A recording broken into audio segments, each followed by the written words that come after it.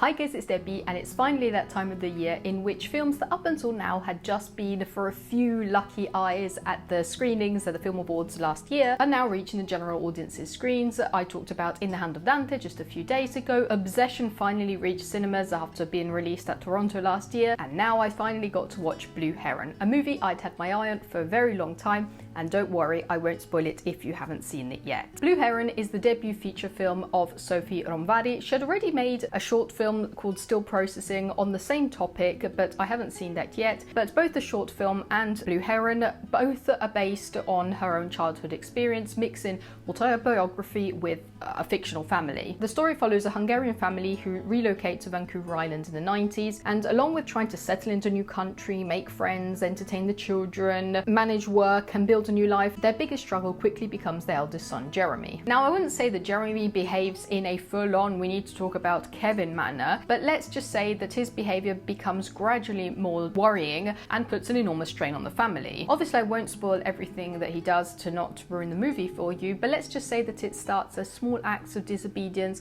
isolation, but which escalate into progressively more dangerous behaviors. And I'll warn you to be careful, because when I was researching footage to include in this video, I immediately came across comments of people completely spoiling the movie, so be wary out there. Anyway, Jeremy is completely impenetrable, and basically everything his parents try doesn't seem to work. It's frustrating, and it's also starting to affect everybody around him, from the new friendships the family is making in the neighborhood to, most importantly for the film, his younger siblings, in particular 8-year-old Sasha, through whose eyes we experience most of the story. The director has spoken extensively about the importance of the theme of memory in this movie, something which is explored intensely towards the end of the movie, but it's also present throughout the lead up the entire movie. Sasha overhears her parents talking late at night, misses out on moments because of Jeremy, watches happy family occasions quickly turn into stressful situations, and as she's grown up, she's forming these memories, and not only of Jeremy's negative behavior,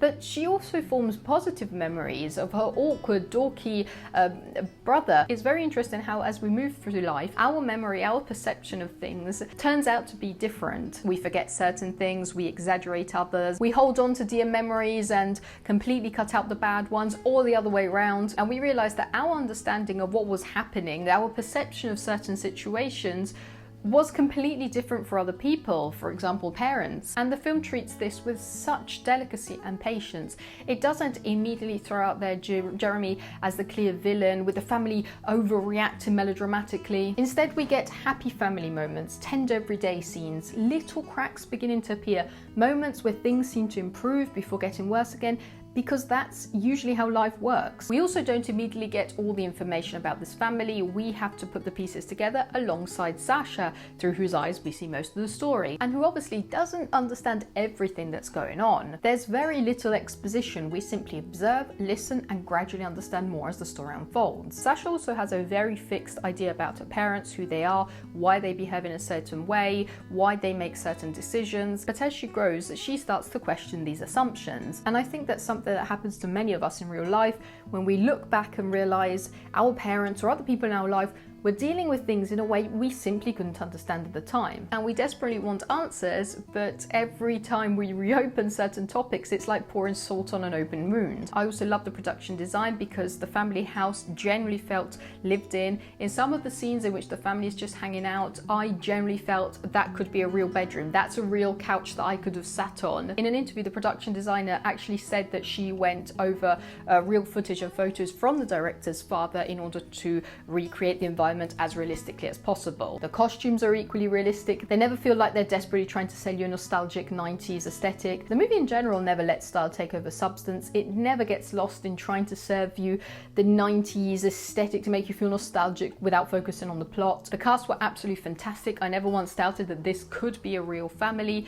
The parents are conflicted. They discuss about what could be the best course of action with Jeremy. Sasha's quietly wandering around the house, eavesdropping on what's going going on, and the other siblings are just playing as if they don't even realize what's going on. Again, I'm trying to avoid spoilers, but on the contrary of something like We Need to Talk About Kevin, which is a great film but very extreme, Blue Heron takes its time. It spends time focusing on seemingly ordinary things: peeling potatoes, water balloons, a light switch, quiet family moments. At times it almost feels like watching a documentary about this family. If you think about it, we could spend hours discussing films like these and still not be able to pinpoint exactly what attracts us to them, if not the fact that we recognize ourselves in them. I've read reviews of people all coming away with something different from this movie. Some related to Jeremy, others were frustrated with the parents, many were reminded of difficult experiences from their own childhoods, while others just connected with the hazy feeling of never-ending childhood summers. In the end, everybody seems to take away something different, even negatively,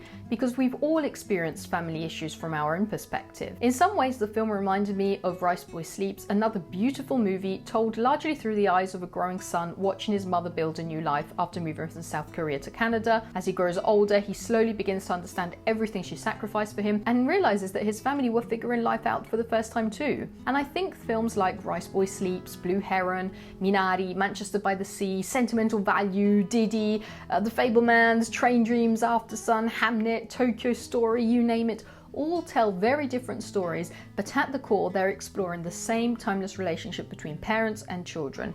Those are stories that never stop being relevant because every generation lives through them in one form or another, and nobody receives an instruction book along the way. I really hope you get to see Blue Heron because I genuinely think it's a beautiful movie, and if you have seen it, I would love to hear your thoughts about it. I would also love to hear your thoughts if you haven't seen it. What do you think of it? Does it sound like something interesting? Let me know everything with a comment down below.